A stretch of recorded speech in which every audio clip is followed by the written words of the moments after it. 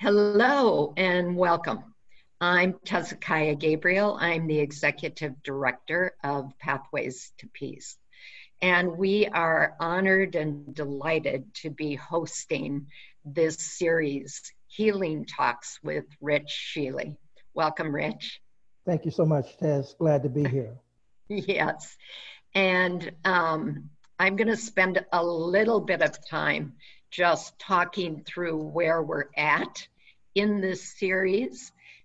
So first of all, we're convening Healing Talks every Monday, and we began several weeks back. This is our fourth Healing Talk, and the first series was around exploring the difficult challenges of race, where Rich has shared his wisdom with us, really about laying a foundation of information and how he really approaches those difficult issues.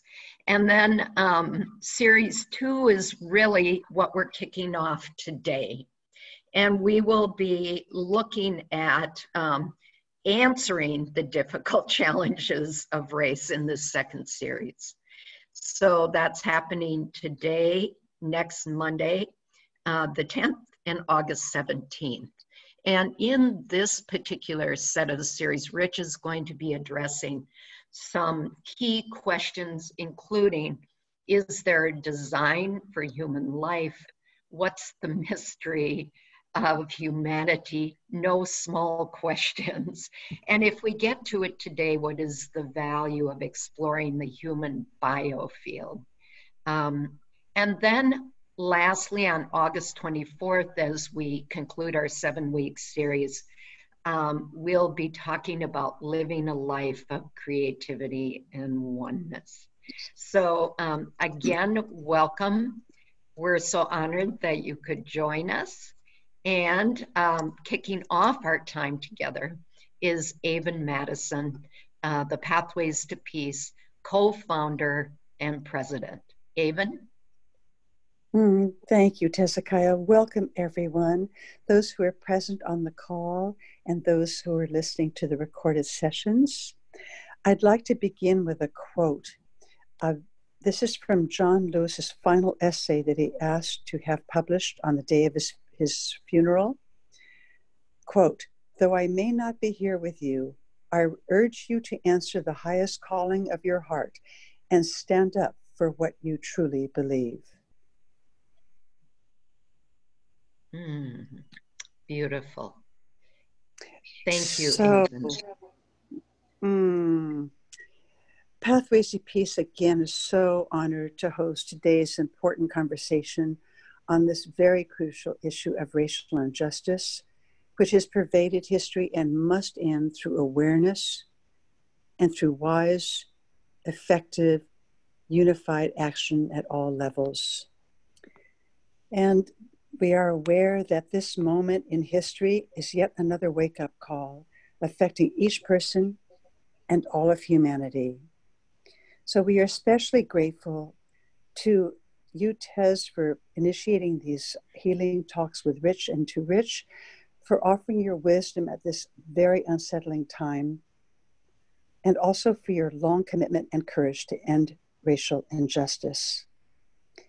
Over the past 40 years, Pathways to Peace has been engaged in peace through justice in many, many different iterations, and through our work at the UN and with organizations locally and globally. So, turning this over to two courageous and wise peace leaders, Tezekaiah and Rich. Rich, we are so grateful for you offering your wisdom through these tumultuous times. I now turn this artfully over to Tezekaiah to facilitate the dialogue. Tezekaiah? Thank you. In a moment, I'll be introducing Rich, I promise, and he'll be sharing his wisdom with us.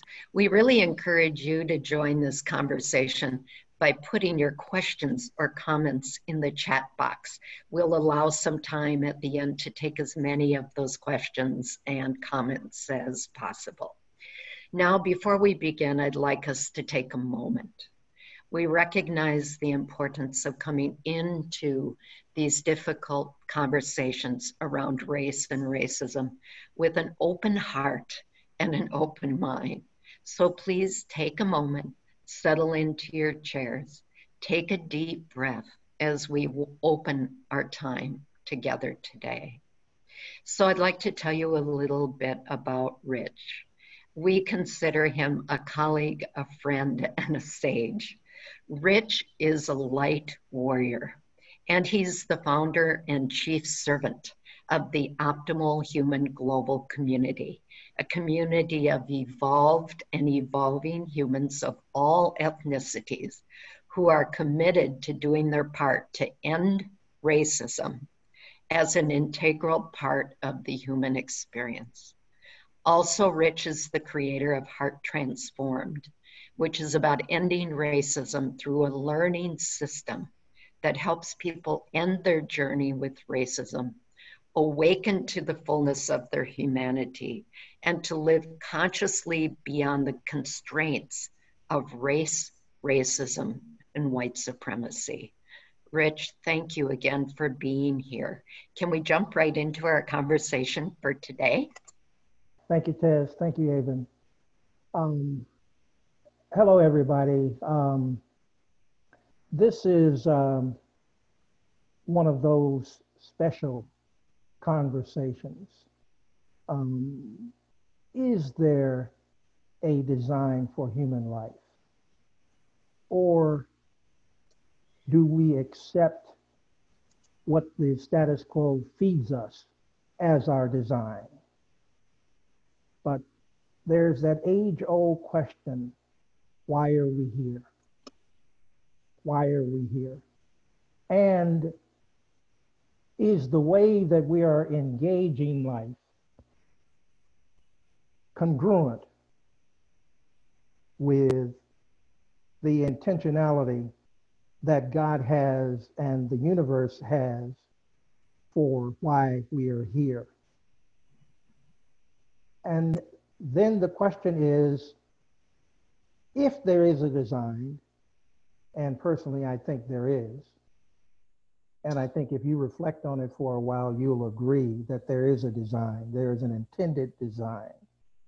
There is a reason that we're here that is far beyond what we are doing, far beyond what we could imagine, far beyond how we take relationship to ourselves presently. And if you will suspend your disbelief for a time and journey with me into this space, asking yourself the question, does race fit with an ultimate design for humanity? Does racism fit with an ultimate design for humanity? Does income inequality fit with an ultimate design for humanity? How is our present way of engaging life working out? Is that way producing outcomes that give evidence of conforming to an optimal outcome for humans? What do you think so far? How is this landing? How is this landing with you? I wonder if the challenges that we see around the globe today, and there are so many extraordinary species level challenges. The challenge of COVID, the challenge of climate science, the challenge of daily life itself, and all of the disruptions we see across the planet. Something is not working in an optimal way. And how should we address that? Is it best addressed from a collective perspective, or must we address it as individuals, heart by heart, from heart to heart? How do we move away in our valuing processes and our belief systems? How do we move away from a life that is showing us too much trauma, too much sickness, too much mental illness? How do we move away from that lifestyle and enter into a lifestyle of infinite creativity, infinite oneness, infinite joy, infinite peace? How do we go about that? What are the steps? What are the steps that we must take? What is the knowledge we must gain? What are the actions that I, in my own life, what are the actions I must take? What are the strategies I must employ in order to move beyond where we are as a human family today? These are extraordinary challenges that have been with us for thousands of years. And I'm not sure, no, don't let me say I'm not sure. I'm convinced that we have not made meaningful headway in solving these problems, these challenges, getting ourselves in line with our intended design. Are we not designed to be one human family, loving each other, supporting each other, celebrating the greatness of each other? Is that not our design? Yeah. Would that not add joy to your life? What if we are really infinite beings? What if we are infinite beings only here for a sojourn to explore the challenges of human life, to test and see whether we will respond to the infinite design, or we will allow ourselves to be captured by the status quo? How many of us are responding to an infinite design, an infinite life, the oneness that we have not only with each other, but the oneness that we have with all life, the oneness that we have with what so many of us call God, the oneness that we have with the universe? What must we do? Maybe we should answer the question of the mystery of humanity. What is the mystery of humanity? My answer to that question is the mystery of humanity is that we are far more energy beings than we are biological beings. Far more. Because that energy portion of ourselves allows us to seamlessly connect and seamlessly flow with the infinite design. Seamlessly connect and seamlessly flow. Now, let's assume that in a short time, we all were able to embrace the truth that scientists are proving more and more each day, that we are more energy beings than we are biological beings. As Einstein taught us, everything is energy. And keep in mind that all energy is intelligent. So all of our systems, our biological systems, and our energetic systems are constantly transferring information about what is going on in their particular system and how that relates to an optimal flow on a moment-by-moment basis. And all of these systems have what we might call an energetic homeostasis, a point of optimal balance that produces optimal life.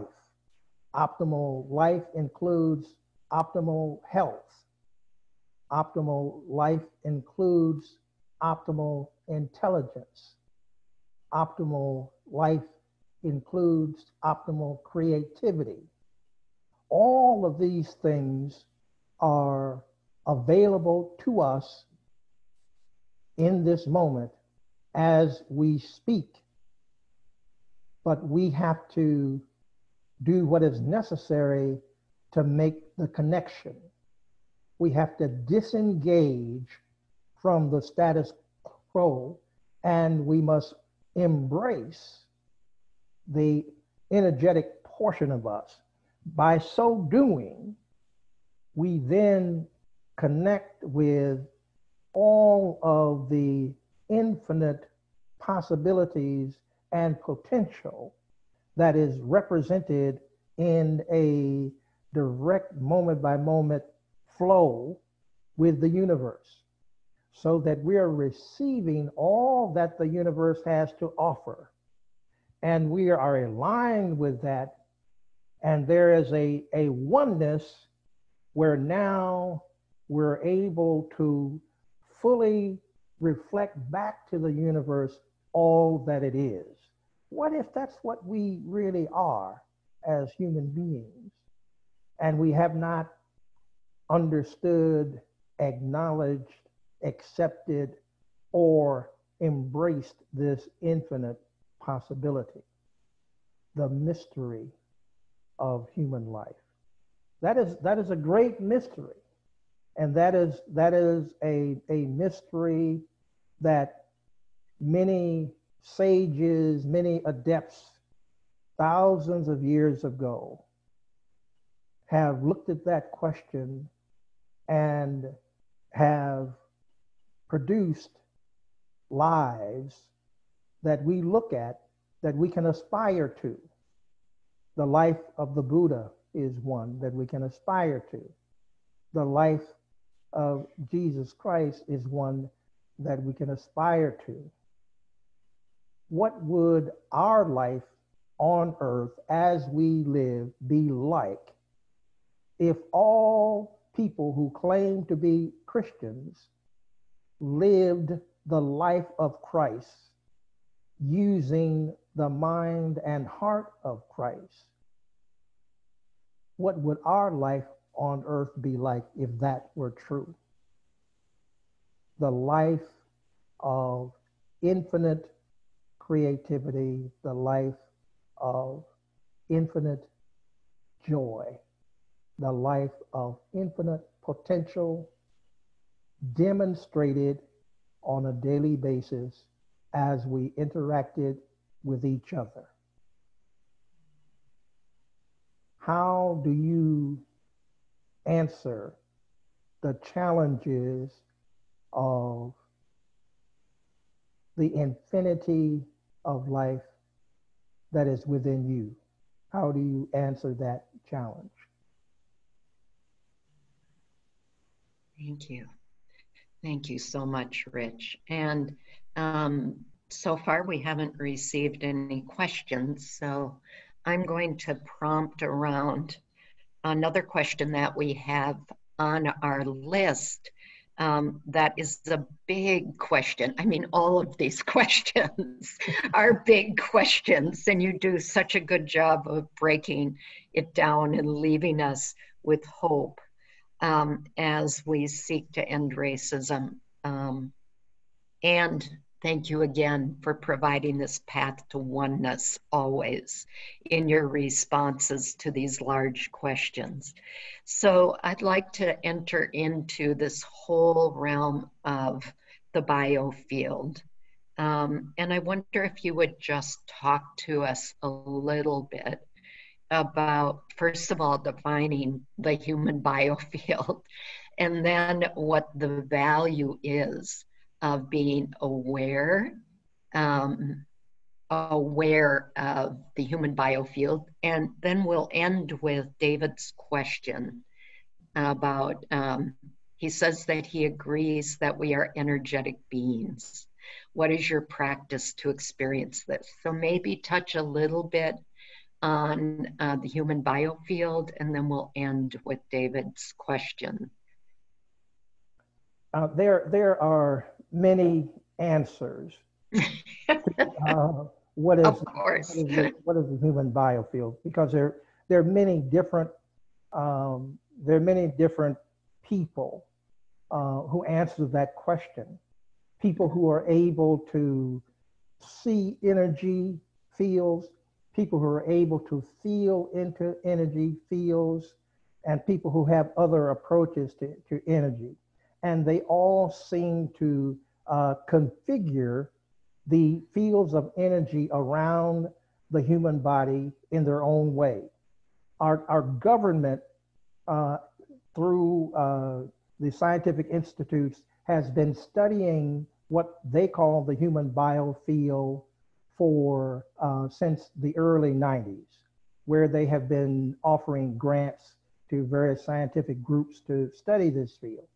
So the scientific people agree that there are fields of energy around the human being, and they've done a decent job of identifying the electromagnetic field. But beyond the electromagnetic field, there's also what is called the fields of subtle energy. For myself, I'd like the answers to the question of the human biofield that are given by a woman from California named Desda Zuckerman. Desda has identified 8 levels of energy, including what we call the biological systems, the human body. So there are 7 levels beyond the human body. And not only has she described those levels of energy, she has described 7 systems of energy intelligence that penetrate all of those energy fields and along, including the physical body. Although I hesitate when I say physical body because what we call the physical body, Einstein would call congealed light. Yes. So, yes. So everything is energy. And so David asked the question, what do I do? Well, what I do fundamentally is make every effort to make my energy fields real to me on an ongoing basis. Okay. On an ongoing basis. So I meditate upon awaking. I meditate prior to going to sleep. I do specific spiritual exercises to work toward making my access to my energetic life more consistent and more on demand, calling upon it when I choose rather than when it spontaneously comes into my experience. And I work on this constantly because I believe that we should live from the perspective of our energy and from the perspective of our universal energy signature rather than from our biology and the status quo. One of the most important things that this calls for is the practice of an Eastern discipline called non-attachment. So you want to live your life in such a way that you can be simultaneously fully engaged with life and all of its challenges, but not emotionally attached to the experience or the outcome. That allows you, in a certain sense, to live a life that is beyond the traumas and limitations of what we normally experience in daily life. In daily life, we encounter on all of the time, we encounter traumas that we have learned to accept as normalized. But if you can add the discipline of non-attachment to your life, then you drop that out.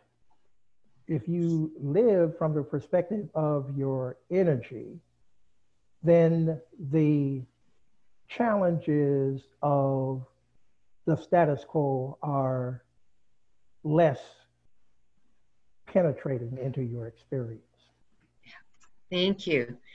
Thank you so much. I know we don't have time, but I think we have a question. So what I'd like to suggest is I'm going to call on Patricia Sullivan to see, she's got a raised hand, to see if she has a question. And then it's quite likely we won't be able to address it in 30 seconds, but if she wants to put it on the table, maybe Rich, she and you can stay on the call after we close and you can give her your answer. And if others are interested in staying on, we'll invite them as well. So Patty, I'm gonna unmute you. I think I can do that. I guess you have to do that yourself. It's not letting me, so you must be on mute on your end. So can you unmute? Do you have a question? Okay, maybe we can get that question in the chat box. And David would like, oh, you already put it in there, the name of the woman with 7 energetic Intelligences is Desda Zuckerman, and we'll look her up, hopefully, and be able to get a link in the future. So with that, I just want to say, Rich, these times go way too fast, but we want to honor our commitment to keeping it to 30 minutes. So I want to just let everyone know that we're so thankful for the participation. We hope you'll come back. And I'm sure you're going to want to know more about Rich and his work. So I'm going to pull up his contact information. Again, Rich's contact information is on the screen, www.theoptimalhuman.org or rich@theoptimalhuman.org, or you all probably know by now my email address. I can get any additional questions to Rich as well. Please know that Rich works with individuals, he works with groups, and so if you would like to work with Rich, please give him a call and he'll talk you through that process. So Rich, any closing remarks? Hezekiah, can I interrupt for just a second? This is Patty. Sure. Okay, my question was very general. I believe that we're all connected, we're all the same, and we have no control over anybody else. So I believe the answer to the first question he asked is that we have to do this individually. But since I don't identify myself as a racist, is there something that I might be doing subconsciously that's contributing to the problem that I might not recognize as such?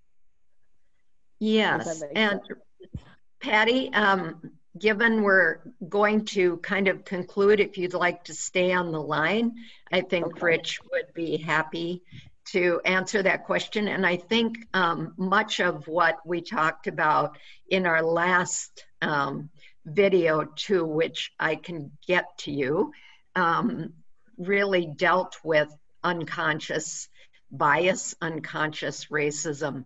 And I think that we can get that to you as well. So if you wouldn't mind just... That's fine, then he doesn't have to add any more to it. I'll just wait for no. his... You know what, Patty? I'm sure Rich would love to give you a little bit more information. Am I right, Rich? Sure. So any closing remarks, Rich?